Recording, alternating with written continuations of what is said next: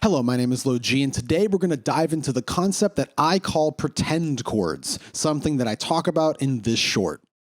There's an idea in improvising called substitution, where there's a chord happening in the music, but you think about and play a different chord on top of it. I don't use this term because I think it's too complex. I instead call it a pretend chord, because that's what you're doing. There's a chord happening in music, you pretend it's something else to achieve an effect. Here's a great example, F major. On top of this, you play F pentatonic.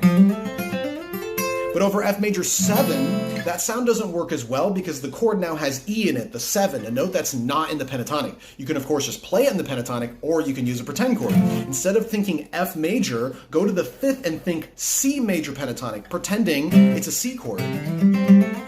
Why? Because C pentatonic is identical to F pentatonic, except it doesn't have F, it has E instead, the exact sound that we want. Let me sing C pentatonic on top of F major 7. So by pretending a C chord on top of F, I'm achieving this slightly fancy sound while playing normal pentatonic. Before we begin, let me give you a better example of what the concept of pretend chords can sound like in an actual solo.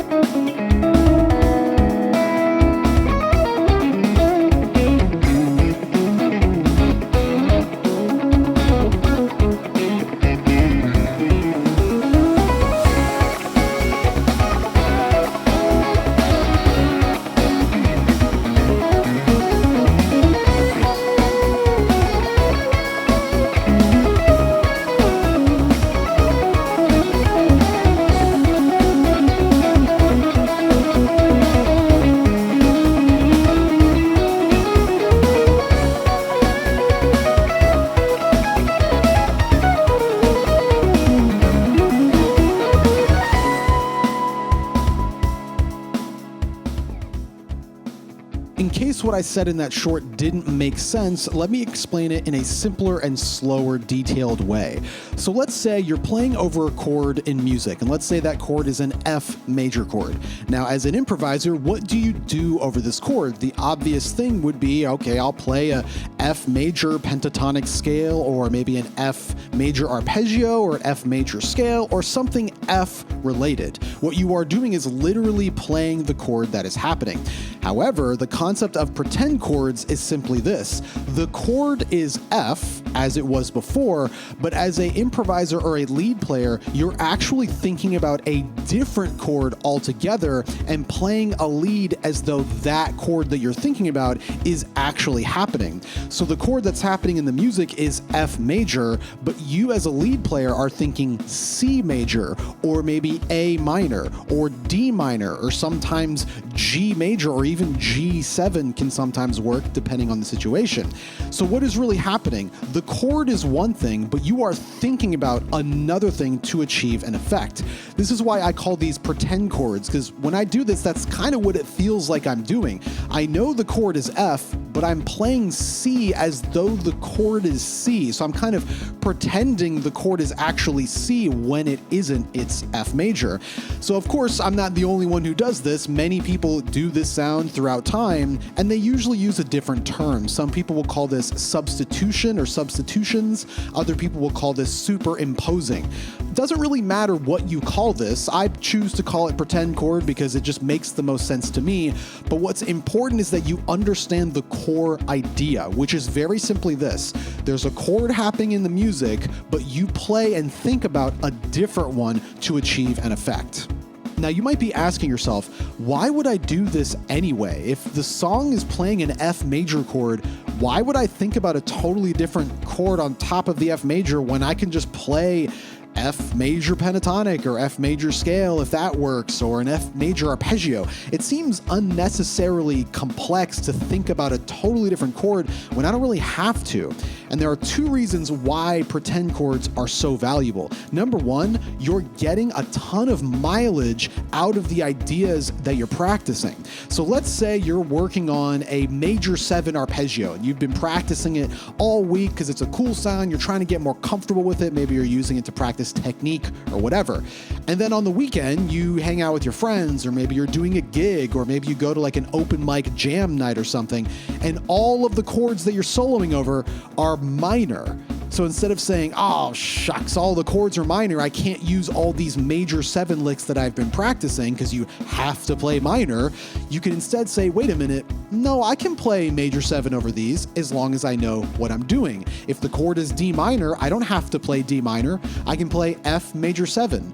Or if the chord is D minor 6, I don't have to play that. I can play C major 7 and achieve these sounds. You're getting a ton of mileage out of a single idea, which in my opinion is super valuable. I don't want to practice one sound like for days at a time and then only have one tiny context that I can use that sound. Instead, thinking about this concept gives me a ton of different situations where I can use this sound over and over again. The other reason why pretend chords are so valuable, and this is something you'll see quite a bit in this video, is you can achieve fancy sounds while playing very simple things. Because remember, even though you're thinking about a simple sound like pentatonic, the way that sound is interacting with the actual chord in the music will not sound like normal pentatonic. It will often sound pretty fancy. So to put it simply, you can achieve fancier sounds while playing very simple things. Now that you have a better idea of what pretend chords are and what they sound like in a soloing context, let's go over the easiest way to find these pretend chords so you can start using them. If you enjoy this approach and this type of instructional material, feel free to check out my Patreon at the link above or below, in which I have many lessons on this exact topic. Let's get to it. All right, so for demonstration purposes, I'm going to use the same backing track as I soloed over in the beginning of the video. The only difference, that was C sharp minor. Now I'm going to play D minor. I just bumped it up to D minor just to keep it letter-wise a little bit simpler. So to be even more specific, it's not just D minor, but the track is more or less a D minor 6 sound. So that's a very specific type of minor where you're playing all your normal minor ideas, but with a natural normal 6. So I'm going to go over the entire kind of note pool that you would use over the standard D minor sound. So first, the obvious one, D minor pentatonic. So I'll do that right here. That would be 1, flat 3, 4, 5, flat 7. Very simple. Another sound that you can throw in, very common, is the 2, which is always up a whole step from the root. So if this is D, go up a whole step. That is 2. This is a very common sound. 1, 2, flat 3, 4, 5, flat 7, right? It's basically minor pentatonic, but with that one little half step note, the 2. If you've ever heard Another Brick in the Wall by Pink Floyd, that's basically the note material of that solo. Right, all this. When you hear this moment, right, that first lick, all those beginning kind of standard licks, that's all minor pentatonic, but when you hear this bend, that bend up top, you're bending to the 2. So if you want to assign like a particular song that really nails the 2 of a minor chord, D minor in this case, you can think of that solo. And then the other main, the only other note left available that we can play is that color note, and that is that natural 6. Where is natural 6? Easiest way to find this note is always up a whole step from 5 or back 1 fret from flat 7. So if I play 1, 2, flat 3, 4, 5, go up a whole step, that's our natural 6. Or we go back 1 fret from flat 7. If this is 1, flat 7, part of the pentatonic, back a fret, that is natural 6. Natural 6 is super important because that is the main color note of this track, and it also will tell us what key we are actually in, which I will describe here in just a moment. So first, just to start it off, I'm going to play all of that stuff really simple, nothing crazy, straight up D minor, just playing the actual chord that's happening. D minor.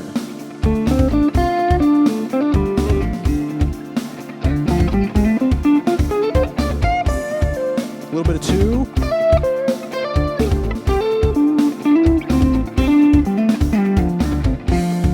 Do a little bit of natural 6. There's 5, up a whole step, natural 6. Maybe a little bit of natural 6 to 3.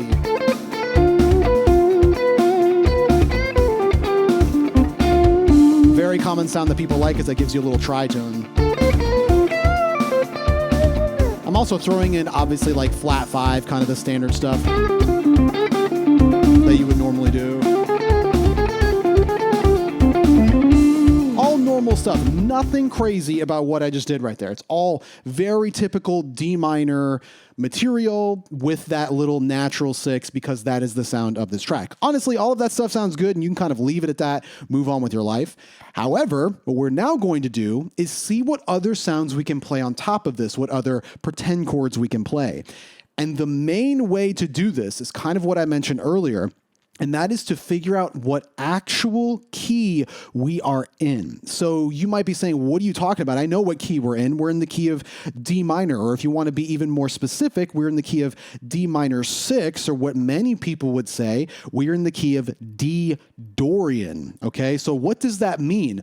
That term, whenever people use that, I personally do not use that term, the mode terms like Dorian, because I think they're unnecessarily complex. You don't need to say them, because what they really mean when people say Dorian, what they're trying to say is this song is in the key of D as a 2 chord, right? The sound of minor 6. So for me, instead of saying D Dorian, I describe it as D minor 6, the sound of the 2 chord. What do I mean by the sound of the 2 chord?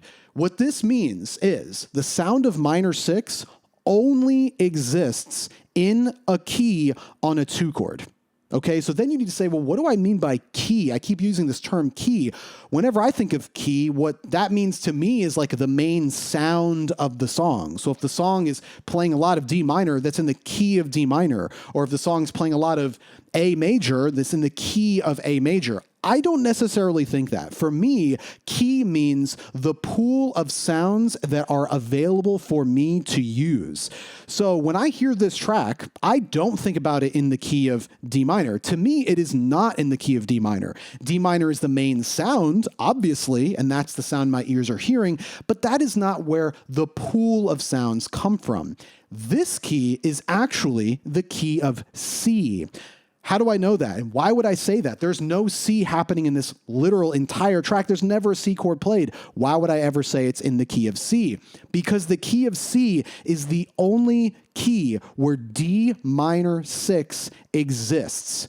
How do I know that? Because the sound of minor 6 only exists in a key on the 2 chord. And if that means this chord, D minor 6, a D minor with a 6, is the 2 chord of the key, that means this note, the root is the 2, which means what is 1? C, right? This chord only exists in the key of C. The notes that are inside of this chord, D, F, A, and B, only exist in that order, in that collection, in the key of C. There is no other key that exists in music that has those same 4 notes. Now, many people are going to disagree with my explanation of that. They're going to say that doesn't make any sense. It's absolutely in the key of D minor. Listen to it. Clearly in the key of D Dorian, right? Which is correct. That's not incorrect.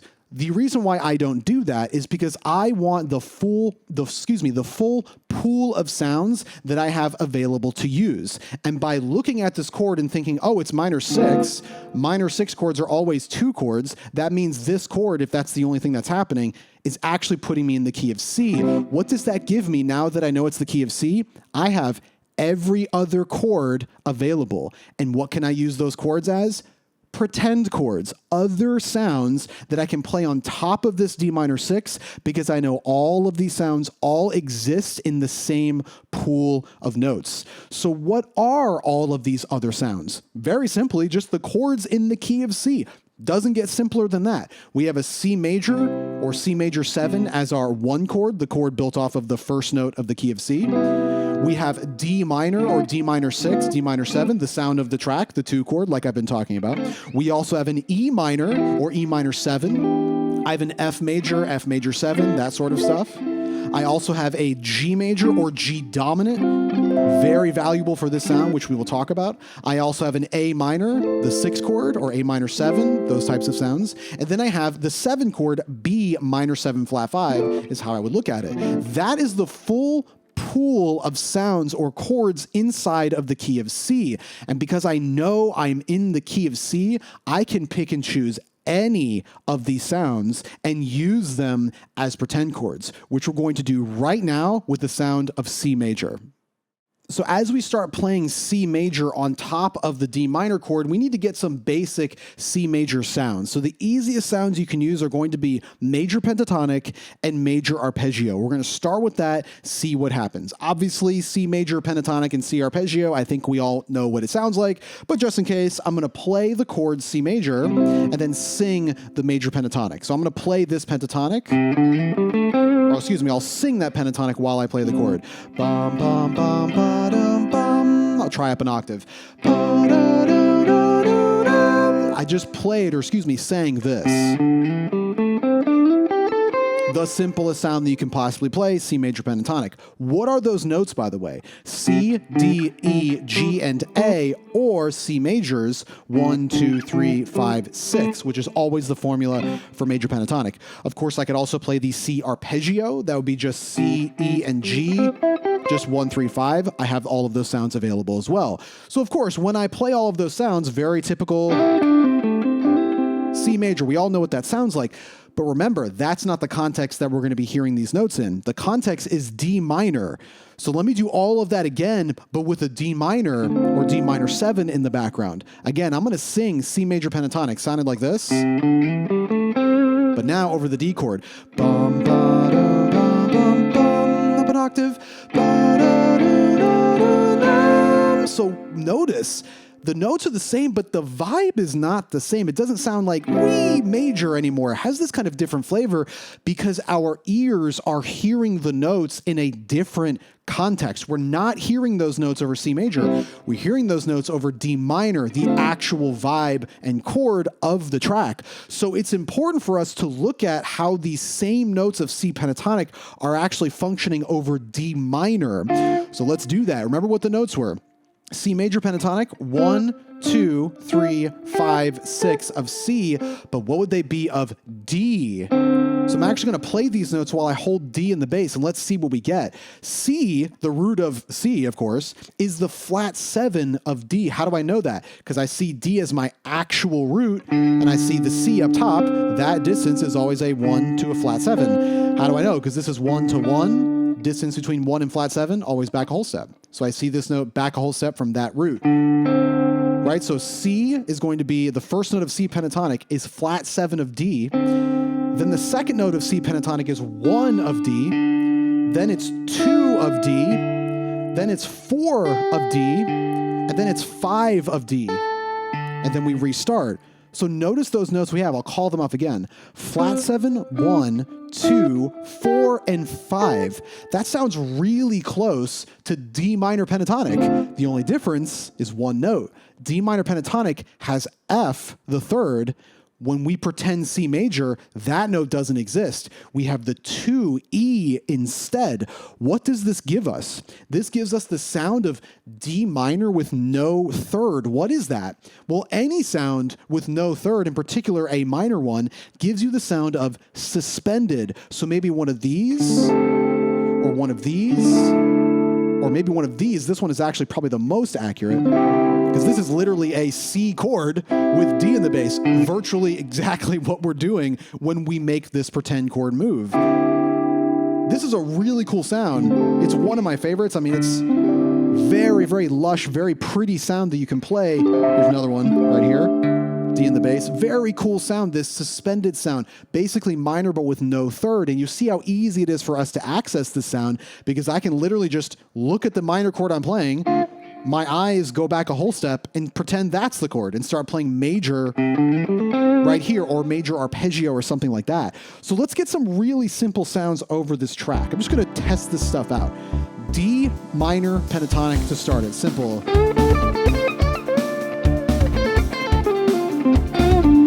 Super simple, right? C major pentatonic. Going to dip into that a little bit. D minor. Watch this. See what I just did right there? Came down C major arpeggio right here. Right back to D. D minor arpeggio. C major.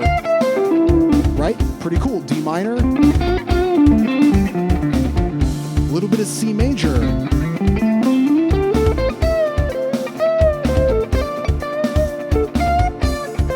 So see what I'm doing?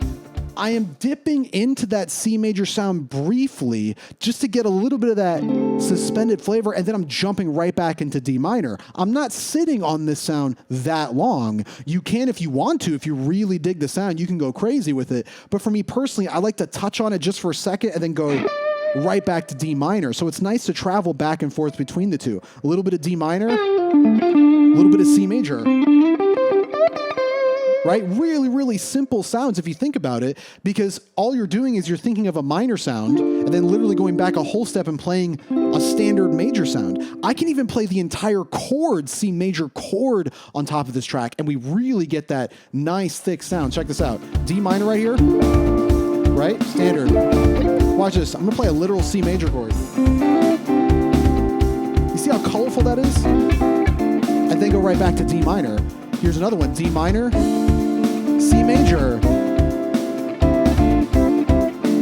I'm actually playing D minor right there, and then C major, and then right back to D minor, just various different small little shapes, small little inversions.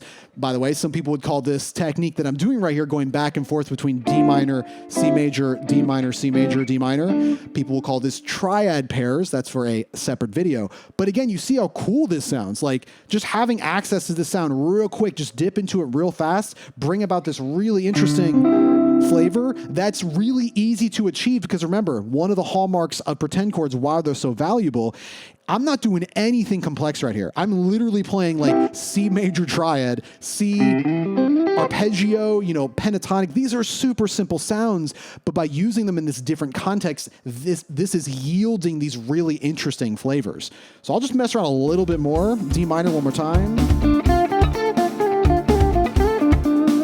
I'm on like a long C minor thing, or excuse me, C major.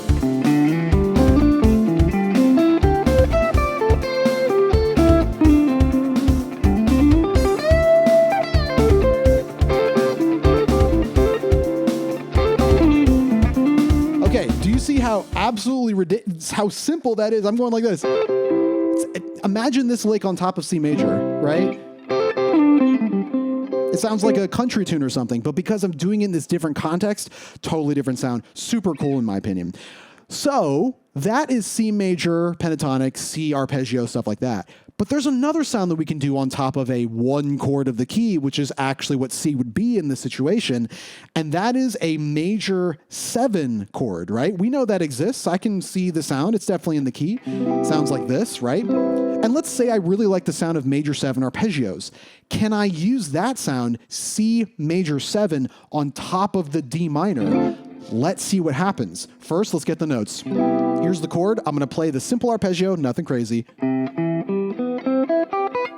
That's about as vanilla as it possibly gets in regards to how to play C major 7. C major 7, if you don't know, is simply 1, 3, 5, 7 of C, right? Or C, E, G, and B. We know that's the sound of C major 7. I'll play the chord, sing that arpeggio. You can hear what it sounds like.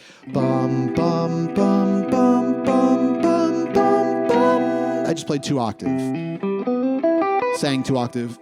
Not an amazing singing performance, but you understand what I'm saying. So interestingly enough, super simple sound over this chord, but what would the notes be? How would they function over the actual chord of the track, D minor? Really easy. We already know how C major functions, right? We know C, E, and G. Over D would be flat 7, 2, and 4. If I play it up top, you can kind of hear a little better. D as the 1, flat 7, 2, and 4. Right? But now we have one more note. B, C's 7th that we're grabbing from this major 7 sound. What is B on top of D minor? Well, guess what that note is? That's the the natural 6 of this minor 6 chord. That is the color note of this track. That's the color note of D minor 6. Well, guess what? If minor 6 is a sound that you're not that familiar with, if you're like, I know the note, I see it, but I'm struggling to come up with some licks, guess what you can do? You know this is the chord, but you can pretend it's C major 7, and running C major 7 arpeggios will play that color note for you. You don't even necessarily have to really pinpoint it because you know it's embedded in that sound, right? So I can just run like vanilla arpeggios alongside D minor, and that interesting natural sixth sound is naturally going to happen, right? So maybe I'll come up with a lick. How about I do like a D minor pentatonic run? Something like that, and then I'll dip into a C major 7 run because I know it works. I know how it is functioning. I can see C major 7 right here, or maybe right here, or here. I mean, there's 1,000 ways to do it. Whichever way makes the most sense for you. Maybe I'll stay in this position. So D minor right here, a little bit of C major 7. I'll do that on top of this track, and you'll notice that color, that natural 6, which is built into the C major 7 sound, is going to be really cool, and it'll stand out. Standard D minor. I'm just going to play C major 7 right now. Right? See how fancy that sounds? And I'm literally playing major 7 arpeggio. Nothing complex about that. Let's play one into the other.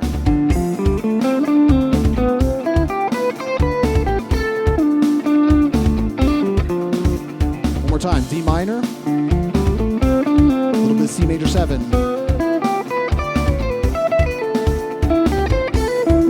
I literally came down C major 7 chord right there. That's 7, 3, 1 of C, but 6, 2, flat 7 of the actual chord, D minor.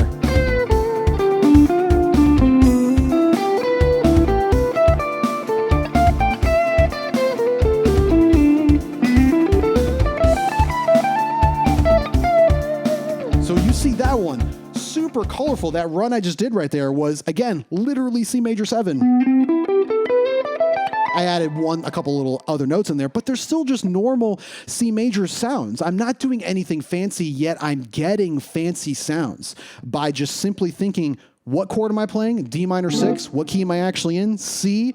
C major's in that sound. I can play C pentatonic. I can play C major arpeggio. I can play C major 7 arpeggio. I can cycle any of these sounds and kind of blend them in with the standard D minor stuff, and I get tons of really interesting sounds without having to stress my brain coming up with all these crazy licks. I instead can just pretend it's C, start playing licks that I've already rehearsed, and they will sound really interesting. So that's the idea right now. What I'm going to do for the rest of the video, I as much as I would like to go through literally every single chord as in depth as I just did, the video would take too long. So instead, I'm just going to touch on a couple of the other ones that I think are really valuable. So again, this is why it's so important to know where the chord you're playing over is actually coming from. Because we know D minor 6 actually comes from the key of C, we have all of these other chords to choose from. So I'm going to cycle through a couple of them right now to show you the process is basically the same thing. You learn the sound, figure out what it would do on top of the actual chord you're playing over. I just did C major, the 1 chord, so we're actually going to skip to the 6th chord, A minor, because, if you don't know already, A minor pentatonic is identical to C major pentatonic. So the general sound that we will get when you play A minor pentatonic is going to be more or less the same as what we just did over C major, right? Relative major and minor, 1 and 6. The reason why they're related, relative major and minor, it's because they have identical pentatonic scales, right? Now, of course, doesn't mean it's not worth playing A minor. You might say, well, I just played C major pentatonic. A minor pentatonic's the same thing. Why would I play that? It's going to be the same sound. It will be the same sound, but how you play minor pentatonic is, of course, different than how you play major pentatonic. So, for example, I can play A minor, pentatonic right here. That doesn't sound like C major, even though the notes are the same. It's because my sensibility, how I'm choosing to land on notes, is different because I'm thinking about A minor now. I'll land on A a lot more than I would if I was playing C. So I'm just going to do that. I'm just going to play the sound, see what happens. D minor first, get your reference. A minor. Right? Even A minor with flat 5, like the blues sound. Pretty cool, right?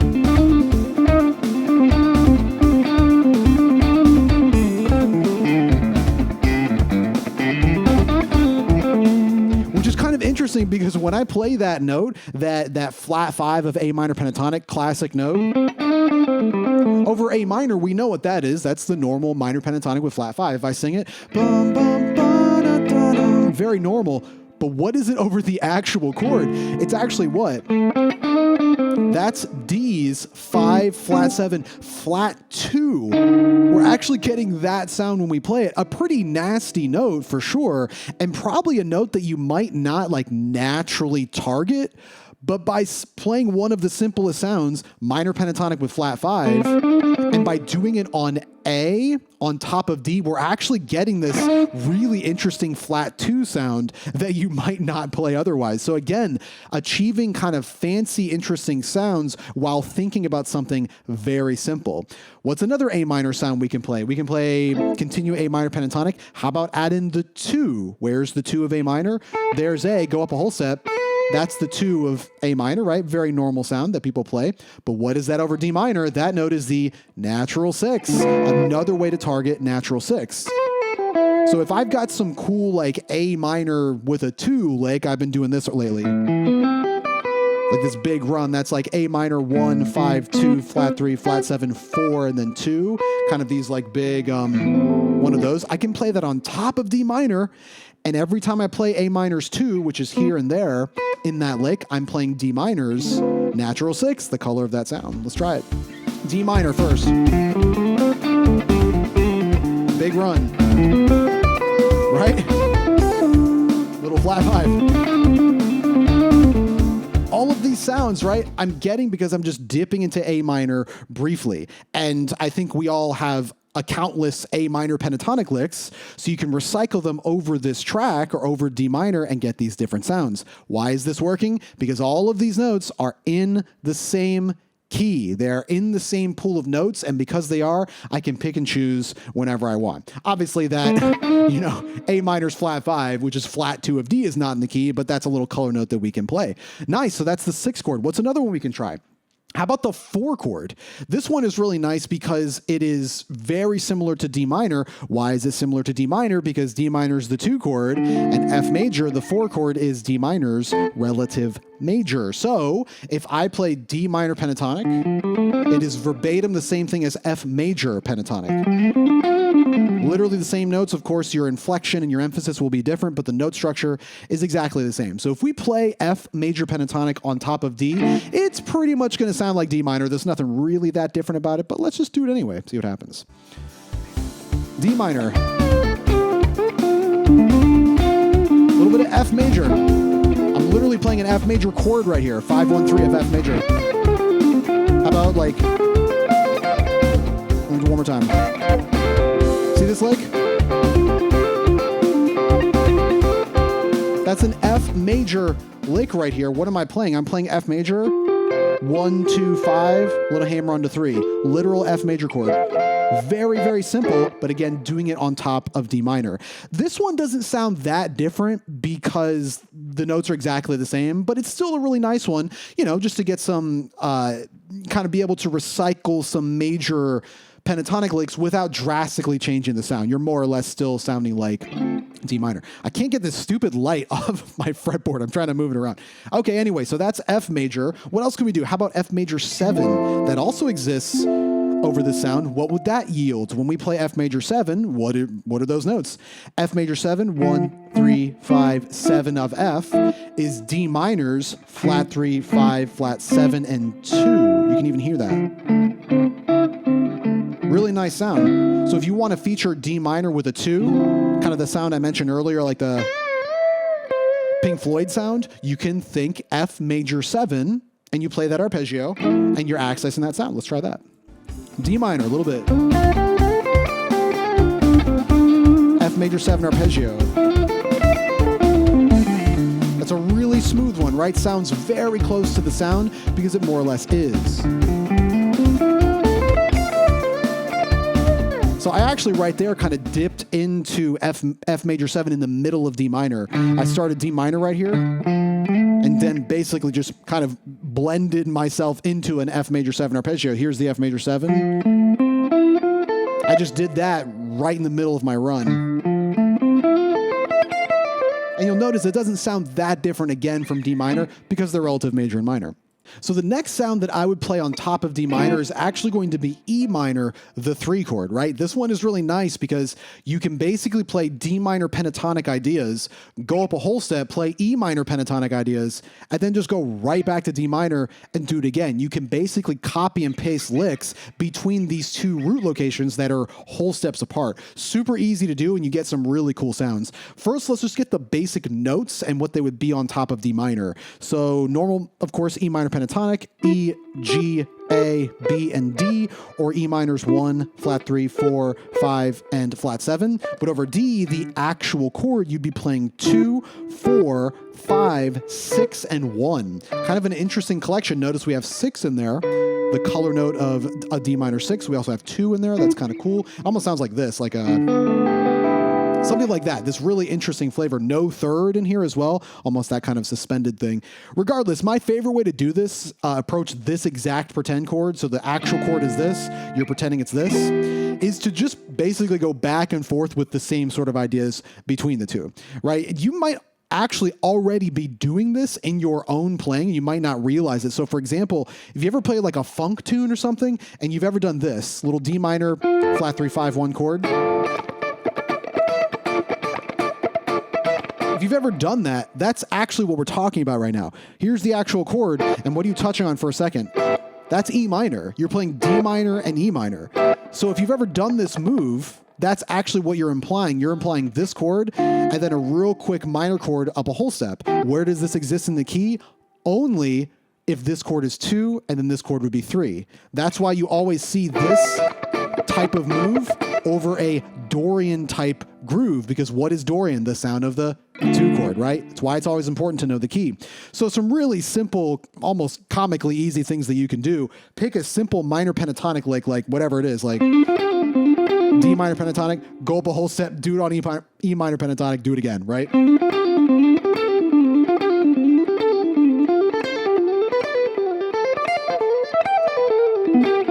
I mean, it's that simple, right? Let's just jump through some of these. A little slower. D minor, E minor, so both.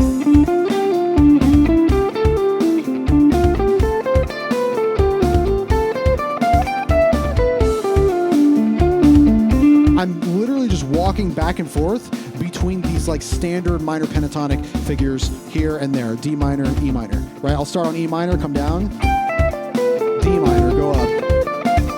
Doesn't get simpler than that. How about this lick? It's a little bit fancier, one of my favorites. Right? That's me playing like 2 notes here, 1 note there, 2 notes there, picking fingers.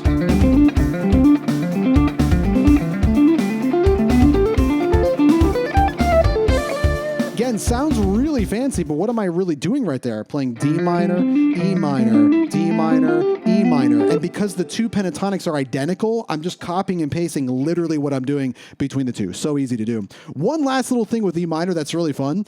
Because these 2 scales, these 2 sounds, I should say, are whole steps apart, I might as well just play the half step in between as well and get this like out of key passing chord. So I can play E minor, play E flat minor, and then D minor, right? Just as a little passing sound as I'm moving from one to the other. You can even get kind of silly with it.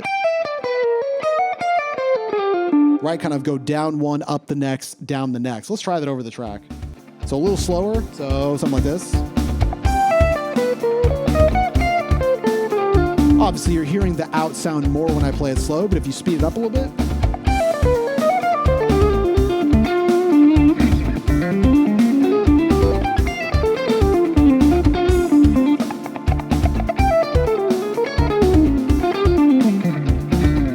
Again, can get really fancy sounding, even though all I'm playing is E minor, going back a fret, a little bit of pentatonic right there, going back a fret, continuing pentatonic on the final like home sound that I'm shooting for. So that's E minor. Again, up a whole step, minor pentatonic, copy and paste your licks, travel back to D minor.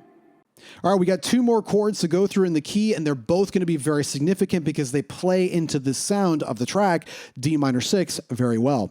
Let's start with the sound of the 5 chord. We're going to play the 5 chord on top of the 2 chord. That will be playing G major on top of D minor, the 2 chord. But we're going to skip playing G major pentatonic and go right to the main color sound of the 5 chord, which is dominant 7th, for a very specific reason. Check this out. Dominant 7th, G7 is what? That's 1, 3, 5, flat 7, right? Little triad with our flat 7. If I sing those notes on top of a G7, it'll sound perfect. Bum, bum, bum, bum. You sing little dominant licks, right? Almost sounds like you're playing like a bluesy thing or maybe a country bluegrass type thing. But remember, that's not how our ears are hearing those notes. We're hearing those notes over D minor. What would those notes sound like? What would they actually be? G's, 1, 3, 5, flat 7, is the same thing as D's, 4, 6, 1, and flat 3. Notice what we have in there. We have a 1, we have a flat 3, and a 6. That's almost the entire D minor 6 sound. So when the chord is this, and we pretend it's G major, the 5 chord, we kind of play perfectly into that D minor 6 sound, the sound of the track. I'm going to sing a G dominant arpeggio on top of a D minor. Check it out. Bum, bum, bum, bum. Minor 7 I'll play. Bum, bum, bum, bum, bum. How about I do like a little lick? I'll sing that. You see how different that sounds? Of course, if I did over G, it would sound kind of cute and dominant E, if that's a word. But over this, it sounds pretty different because we're accessing these different colors. Let me play around a little bit with that sound, and then we'll do the final one. Check this out. A little bit of D minor first.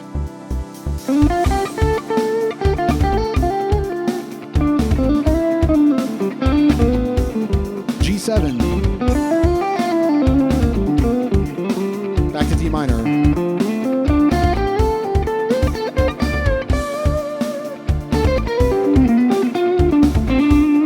Check out that lick I just played right there. It was a little quick, but I literally played a G7 lick, or maybe really G major lick right there. I played this.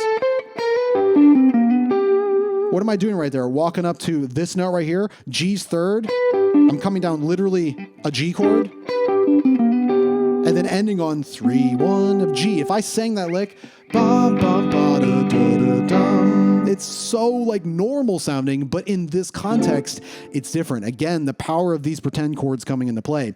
Now, if you thought G7 worked well over D minor, wait till you hear the final sound, and that is the sound of the 7 chord, B minor 7, flat 5. This one. What are the core notes of this sound?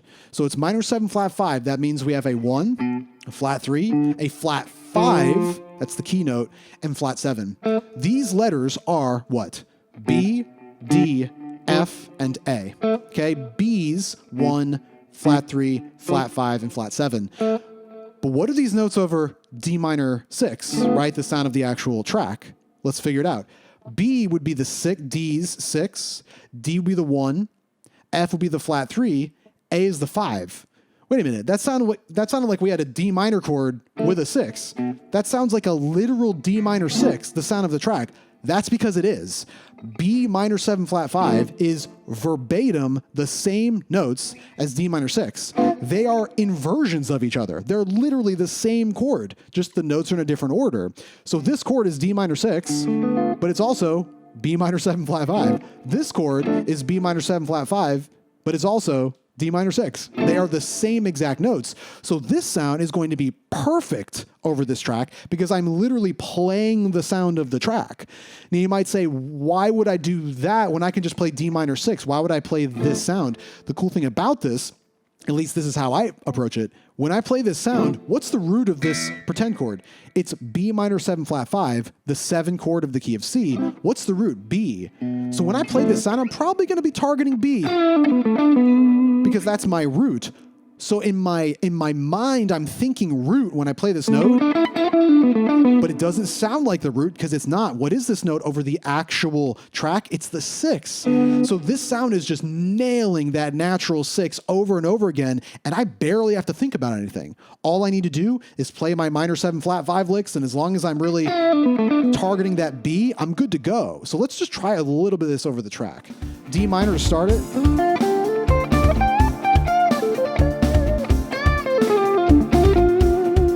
Minor 7 flat 5.